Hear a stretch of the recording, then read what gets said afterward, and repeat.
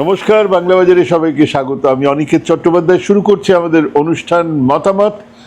শুরুতেই বলে রাখি, আজকে কিন্তু জিরো আওয়ার আছে এবং জিরো আওয়ারে আজকে ডক্টর রেজাউল করিম, সাংবাদিক সুমন ভট্টাচার্য এবং অধ্যাপক অমিত দাশগুপ্ত আছেন। খুব গুরুত্বপূর্ণ বিষয় নিয়ে আজকেও আলোচনা হবে।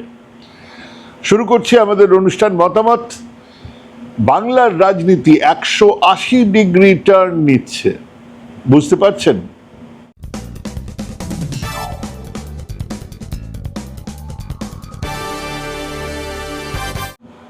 আজ অসমের একটা খবর দেখলাম। Association for Democratic right, ADR, তারা কিছু তথ্য দিয়েছে। তার মধ্যে চমকে দেওয়ার মতন তথ্য হলো, মোট 126 জন বিধায়ক অসমে আছে। তাদের মধ্যে 110 জন বিধায়ক 50% বেশি ভোট পেয়ে জিতে এসেছে। এখন 50% বেশি ভোট পেয়ে জেতাটা নতুন কিছু নয়, কিন্তু 110 জনের 126-এর মধ্যে 110 জনের 50% বেশি পাওয়াটা খুব অস্বাভাবিক।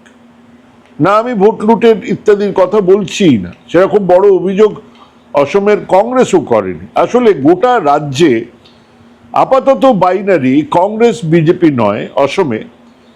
তেমন হলে এই ফলাফল সম্ভবত হতোই না। আপাতত অসমের রাজনীতিতে বাইনারি হলো হিন্দু মুসলমান। হ্যাঁ, তীব্র ধর্মীয় মেরুকরণের হাওয়া পালে লাগিয়ে অনায়াসে জয় এনেছেন হিমন্ত বিশ্ব শর্মা। অবশ্যই হিমন্ত সরকার কাজ করেছে, কিছু অভিযোগ দুর্নীতি ইত্যাদি ছিল, কিন্তু এবারের ফলাফল এক তীব্র ধর্মীয় মেরুকরণের ফল। এটা বুঝতে হলে আসন ধরে ধরে তথ্যগুলো দেখলেই বুঝতে পারবেন কিভাবে 30% মুসলমান অধ্যুষিত অঞ্চলে বিজেপি 60%-এর কাছাকাছি ভোট পেয়েছে, আর ওই আসনে কংগ্রেস 28 থেকে 32% ভোট জোগাড় করতে পেরেছে। হ্যাঁ, যেখানে কংগ্রেসের মুসলমান প্রার্থী জিতেছেন, দেখা যাচ্ছে সেটা মুসলমান সংখ্যাগরিষ্ঠতা আছে এমন এলাকা, আর সেখানে ওই মুসলমান কংগ্রেস প্রার্থীও 50%-এর বেশি ভোটে জিতেছেন, বা কংগ্রেসের প্রার্থী 50%-এর বেশি ভোটে জিতেছে। এই তীব্র সাম্প্রদায়িক মেরুকরণ বিজেপিকে আশ্বস্ত করবে, আর এইখান থেকেই বিজেপি 30-32% সংখ্যালঘু ভোট এমন রাজ্যেও তাদের পাকাপোক্ত সরকার বানানোর ফর্মুলাটা পেয়ে গেছে। এবার সেই পথেই হাঁটা দিচ্ছে বাংলা। হ্যাঁ, দেশ বিভাজনের সময় লক্ষ লক্ষ শরণার্থীদের ওপার বাংলা থেকে আসার দিনগুলোতেই এই তীব্র মুসলমান ঘৃণা বেরিয়ে আসতেই পারত। ওপার বাংলাতে পূজা মণ্ডপ থেকে গেছে, বাপ ঠাকুরদার ভিটে ছেড়ে এক বস্ত্রে চলে আসা মানুষগুলোর মাথায় ঘৃণার জন্ম ছিল স্বাভাবিক, খুব স্বাভাবিক। তারা এলো বাংলায়, শিয়ালদহ স্টেশনে রাতের পর রাত কাটিয়ে কোনো রকম একটা কলোনিতে ঠাঁই পেল। কেউ বা কোনো দূর সম্পর্ক আত্মীয় থাকার সুবাদে একটা ছোট ঘরে ব্যবস্থা করে নিতে পারলো। কিন্তু সেই সময় তাদের মাথায় সেই ঘৃণার সমস্ত কণারা নিস্তেজ হয়ে পড়ে থাকলো, না বেরিয়ে গেল, বেরিয়ে এলো না, পড়ে থাকলো। তারা তাদের ওপরে নেমে আসা অত্যাচারকে ভুলে গেলেন না, কিন্তু উগরেও দিলেন না। সেসব ঘৃণা কণারা জমাট হয়ে বাসা বেঁধে থাকলো অবচেতনে। কেন? দুটো শ্রেণীর জন্য দুটো আলাদা কারণ আছে। প্রথমটা হলো ওপার বাংলা থেকে এসেছেন, কিন্তু সেসব গোলযোগের বহু আগেই এপারে তাদের একটা বাড়ি তৈরি হয়েছে, কিছু কাজকর্মের ব্যবস্থা হয়েছে, তারা উচ্চশিক্ষিত, সচ্ছল, উচ্চ মধ্যবিত্ত। তারা কংগ্রেসের কেষ্টবিষ্টুদের চিনতেন, জানতেন। কমিউনিস্ট তাদের কাছে ছিল এক গালাগালি শব্দ, ব্লাডি কমিউনিস্ট। কাজেই তাদের অন্য সমস্যার জন্য খুব বিরাটভাবে চিন্তা করতে হয়নি, যদিও এই শ্রেণীর ঘর থেকে পরে কিছু কমিউনিস্ট নেতারাও বেরিয়েছিলেন, সে অন্য কথা। অন্য শ্রেণীটা হলো নিম্ন মধ্যবিত্ত, নিম্নবিত্তরা, গরিব মানুষজন। মেঘে ডাকা তারার সীতা, নিতা, শঙ্কর, তাদের মাস্টার বাবা, তারা ঠাঁই পেল কলোনিতে। আর সেই কলোনির রাজনীতি, তাদের অভাব অভিযোগের রাজনীতি ছিল কমিউনিস্ট পার্টির হাতে। সেদিনের রেশন কার্ডের দাবিতে লড়াই, ট্রাম ভাড়া বাড়ানোর বিরুদ্ধে লড়াই, খাদ্য আন্দোলনের মিছিলে এই বাস্তুহারারা ছিল। সেই বামপন্থাই তাদের মাথার ভেতরে সেই যন্ত্রণাকে ধর্মীয় ঘৃণায় বদলে দেয়নি। কিন্তু সেসবকে তারা ভুলে গিয়েছিলেন না? বলেন তো নি। আবার বাংলাদেশে হিন্দুদের ওপরে যে অত্যাচারের ঘটনাগুলো সামনে এলো, তাদের সেই হিন্দু সত্তাকে আবার জাগিয়ে তুলেছে। সীমান্ত এলাকাতে মুসলমানরাই সংখ্যাগুরু, সেখানেও হিন্দুরা নিজেদেরকে হিন্দু হিসেবে বুঝতে শুরু করেছিলেন কিছু সময় ধরে।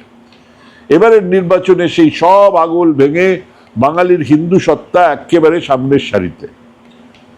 ততদিনে উল্টো দিকের বাণিজ্যে বামুন মহিলাকে মমতা বেগম বলাটা শুরু হয়ে গেছে। পার্ক সার্কাসে জানিস তো বাইকে 3 জন চড়ে, আর কারোর মাথায় হেলমেট নেই, আর পুলিশ তাদের ধরেও না। রেড রোডে এই মুসলমানরা নামাজ পড়তে জড়ো হয়, আর মাথায় কাপড় জড়িয়ে মোনাজাত করেন সেই মমতা বেগম। তিনি তো জগন্নাথ মন্দিরও তৈরি করেছেন। আরে বাবা, সে তো ওই মুসলমানদের তুষ্টিকরণকে আড়াল করতে অকাট্য যুক্তি নেট দুনিয়ায় ঘুরে বেড়াচ্ছে। ইতিহাসের নামে ইতিহাসের পিণ্ডিদান পালা, দেশ ভাগ হলো, মুসলমানদের জন্য পাকিস্তান আর হিন্দুদের জন্য নাকি ভারত, নেটে ঘুরে বেড়াচ্ছে। কেন ওরা ও দেশে চলে গেল না? অকাট্য প্রশ্নের মতো এই পুরোদস্তুর মিথ্যে মানুষের মুখে মুখে ঘুরছে। ওরাই টেররিস্ট, ওরাই ড্রাগ সাপ্লাই করে, ওরাই হিন্দুদের ভয় দেখানোর জন্য রাস্তার মোড়ে দাঁড়িয়ে জবাই করে, কোরবানি, রক্তগঙ্গা বয়ে যায় কলুটোলা, ইত্যাদি ইত্যাদি। এই ন্যারেটিভ ছড়িয়েছে সর্বত্র। কিন্তু সেই ন্যারেটিভটা ছড়াতে একটা বাহন লাগে। তো হঠাৎ করে তো এই ন্যারেটিভটাকে ছড়ানো যায় না। এক ধরনের চরম বিরক্তি, ঘেন্না লাগে, এক ধরনের অশান্তির বাতাবরণ লাগে। সেটাও এসে গেল শাসক দলের প্রবল দুর্নীতি থেকে। সর্বত্র দুর্নীতি, পঞ্চায়েত থেকে কর্পোরেশন, নেতা কর্মীদের ঔদ্ধত্য সেই রাগকে আরো বাড়িয়ে তুলল। আর সেই সময় মগজে জমে থাকা এতদিনের হিন্দু পরিচিতিটা, হিন্দু সত্তাটা গলগল করে বেরিয়ে এলো। কিন্তু যা আপাতত সামনে আছে তা পুরো ছবি নয়। এখনো সেই হিন্দু সত্তার পূর্ণ বিকাশ হতে ঢের দেরি আছে। এখনো রাজ্যের 70-72% হিন্দু জনসংখ্যার মাত্র 60% মতন, 61% মতন পেয়েছে বিজেপি। লক্ষ্য 75%, অর্থাৎ 70-72-এর 75%, মানে ইটসেলফ 50%-এর উপরে। মানে এখনো অনেক পথ চলা বাকি। কিন্তু ফর্মুলা হাতে পেয়ে নতুন সরকার এক ফোঁটাও সময় নষ্ট করছে না। একেবারে শুরুর থেকেই সেই সত্তাকে জাগিয়ে তোলার মেরুকরণে খুব কম করে 80% তো চাই। কেমন হবে সেই চেহারাটা?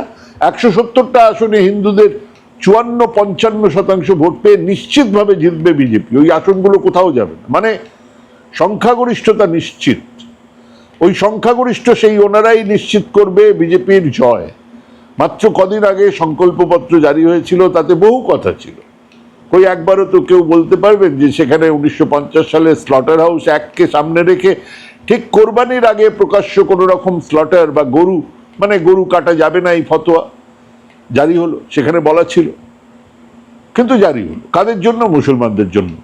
অনেকে বলছেন একেবারে না, সেই মগজের ভেতরে ঘুমিয়ে থাকা পোকাগুলোকে জাগানোর চেষ্টা হচ্ছে। প্রকাশ্যে কেন পশু কাটা হবে, এই যুক্তিকে সামনে রেখে তারা আপাতত সরব। কেউ ভাবছেই না কদিন পরে দুর্গাপুজো, কালী পুজো, প্রকাশ্যেই বলি হবে। হয় কে মানা করবে তখন? ওই সনাতনীদের পাড়ার মোড়ে মাংসের দোকানকে কোথায় নিয়ে যাওয়া হবে? আসলে ওগুলো বিষয় নয়। কোরবানি বন্ধ করে দিলাম, হ্যাঁ, এটা সনাতনীদের সরকার। মেসেজ চলে গেছে শহর থেকে গ্রামে, হিন্দু সত্তা জেগে উঠবে, বেশ করেছে। এবারে ঘুষপেটিয়া পেলে বিএসএফ একেবারে তার কাটার বেড়ার ওপারে পাঠিয়ে দেবে। এতদিন তো তারা হুহু করে ঢুকেছে, গিজগিজ করছে। ঘুষপেটিয়া আর রোহিঙ্গা হিসেবটা কি বলছে? আসুন একটু হিসেবটা দেখা যাক। মোদী সরকারের সংসদে দেওয়া তথ্য বলছে মনমোহন সিং এর সরকার চলাকালীন 2005-এ 14,916 জন ঢুকেছে, 2006-এ 13,692 জন, 2007-এ 12,135 জন, 2008-এ 12,625 জন, 2009-এ 10,602, 2010-এ 6,090 জন, 2011-তে 6,761 জন, 2012-তে 6,537 জন, আর 2013-তে মাত্র 5,234 জন বাংলাদেশিকে ঘুষপেটিয়া হিসেবে চিহ্নিত করে বাংলাদেশে পাঠানো হয়েছে। এটা হচ্ছে গিয়ে ইউপিএ জমানায়, মানে যখন মনমোহন সিংহ ছিলেন প্রধানমন্ত্রী। পরে 14-তে মোদীজি এলেন, কি হিসেব? সেখানেও তো একটা হিসেব আছে। 2014-তে 989, 2015-তে 474, 2016-তে 308 জন, 2017-তে 51 জন, 2018-তে 445 জন, 2019-এ 299 জন, 2021-এ 246 জন, 2022-এ 50 জন, 2023-এ 411 জন, আর 2024-এ 295 জন বাংলাদেশিকে চিহ্নিত করে সে দেশে পাঠানো হয়েছে। আচ্ছা, মনমোহন সিংয়ের সময় থেকে কমতে কেন শুরু করলো, আর মোদিজির সময় এতে এতটা কমে গেল কেন? প্রথম কারণ হলো, ইতিমধ্যে বাংলাদেশের অর্থনীতি ভালো হয়েছে, পার ক্যাপিটা ইনকাম, মাথাপিছু আয় বেড়েছে, আমাদের থেকেও বেড়ে গেছে কয়েকটা জায়গায় কিছু সময়ের ধরে। ওদের সে উপার্জন করার সুযোগ বেড়েছে, নানান রকমের উপার্জন হচ্ছে, তাহলে খামোখা লোকজন এপারে আসবেন কেন, তাও আবার বেআইনি ভাবে?